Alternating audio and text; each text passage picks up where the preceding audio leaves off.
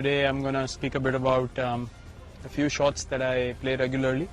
Firstly, the cover drive, playing along the ground, on the up, inside out, plus the on drive and the flick as well.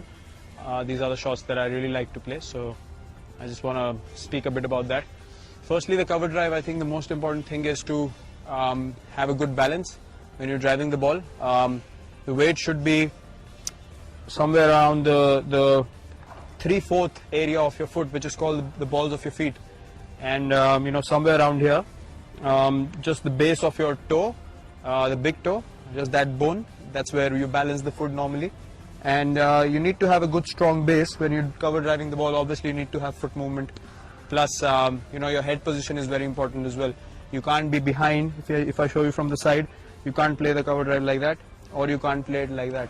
Your head should always be where your toe is, and that's how your body is dictated when you're playing the drive, and that's where you connect the ball close to your body and close to your head, and that's where it stays in control. So there are a few ways of playing it. Playing along the ground really depends on the kind of length the ball is pitched at. So mostly when you play the drive along the ground, it will mostly be in the area very close to your foot, or maybe just where you stand in your stance, just where the foot is. So you need to adjust accordingly. If it's just in the half volley area, you need to take the foot towards the ball as you put your stride in. You have to figure if the ball is close enough for you to play it along the ground, or on the rise. So along the ground, again, contact point is very important. It has to be close to your pad, close to the body, depending on the length. If it's above your toe or ahead of your toe, then obviously you have to play along with your pad and make sure the follow through is such that the ball bounces right in front of you first. Or if the ball is a bit fuller, then I think the sensible thing to do, which I do most often is sort of go for the drive. When I place my foot, I rather just collapse my back foot rather than bending on the front foot, but my head still stays here, and I sort of connect the ball closer to my back leg, still keeping the head where I need to connect the ball. So that's very, very important, just to collapse the foot according to the length. Otherwise you're going to end up yorking yourself or hit it up in the air. Secondly, on the rise, it's very important to practice such things in your practice sessions. If the ball is a little away from you, you need to sort of read the length and try to hit. Again, driving is all about hitting the ball as close to your body as possible.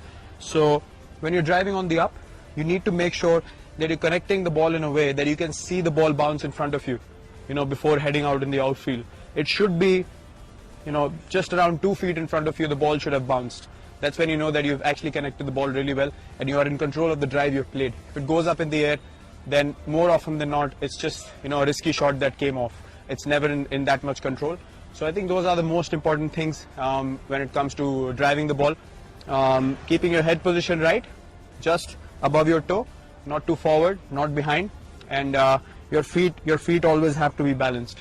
And secondly, playing the inside out cover drive to the spinners mostly, which happens. The key is to get outside of the ball,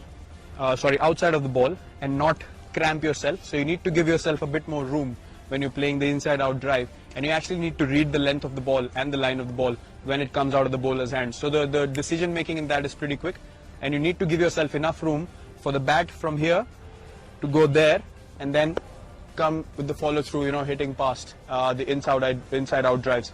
So that's the key. I think as quickly as you can make room for yourself, you are able to create that room and hit the drive inside out.